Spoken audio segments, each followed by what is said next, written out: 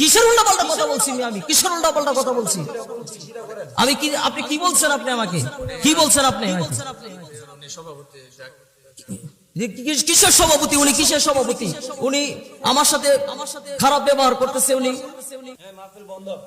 কিসের মাহফিল বন্ধ? আপনার সাহস কত বড়? মাহফিল বন্ধ? আপনার সাহস কত বড়? আপনি কি বলছেন?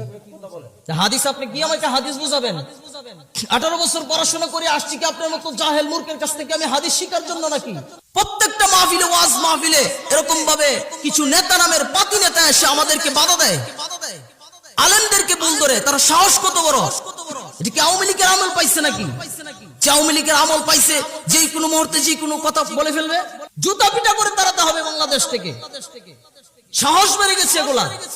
আমাদের শহীদ উসমান হাদি ভাই, এই শহীদ উসমান হাদি ভাইকে নির্মম ভাবে গুলি করে হত্যা করা হয়েছে শাহবাগ মোড়ে। এখনো পর্যন্ত শাহবাগ মোড়ে তারা আন্দোলন করতেছে বিচারের জন্য, অথচ প্রশাসনের কোনো আওয়াজ নেই, সরকারের কোনো আওয়াজ নেই। সরকারের কোনো আওয়াজ নেই, প্রশাসনের কোনো আওয়াজ নেই। কারণটা কি? কারণটা হলো ভারতের দালালে বাংলাদেশ ভরে গেছে।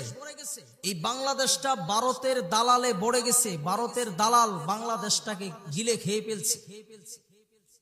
তারা চাচ্ছে যে বাংলাদেশটাকে নিয়ে নিবে, কিন্তু আমরাও বলে দিতে চাই বাংলাদেশটাকে নেওয়া এত সহজ নাই।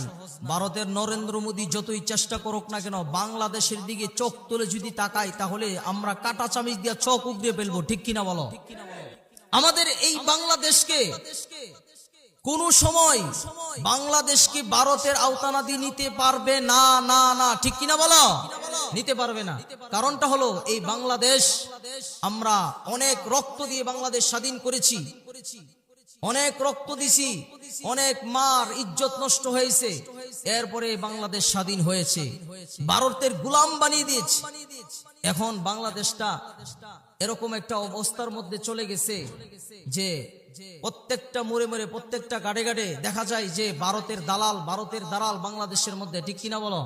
ভারতের দালাল বাংলাদেশের মধ্যে ভরে গেছে। এই ভারতের দালালের জন্য বাংলাদেশটাকে কোরআন সুন্নাহ ব্যাপারে আলাপ করে, রাজনীতি ব্যাপারে কোনো আলোচনা করে না। কিন্তু কোরআন সুন্নাহ বিষয়ে আলোচনা করতেছি, রাজনীতি করতে আলোচনা করলাম। কোরআন সুন্নাহ বিষয়ে তো আলোচনা করতেছি,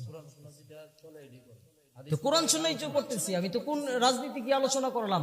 ভারতরা বাংলাদেশকে গিলে খাচ্ছে, এই নরেন্দ্র মোদী বাংলাদেশটাকে দখল করার চেষ্টা করতেছে। এইসব বিষয় নিয়ে কি জাতিকে কিছু জানাইবার দরকার আছে না নাই? আমি আপনার যেটা বলছি এটা করেন। আপনি কি বলছেন?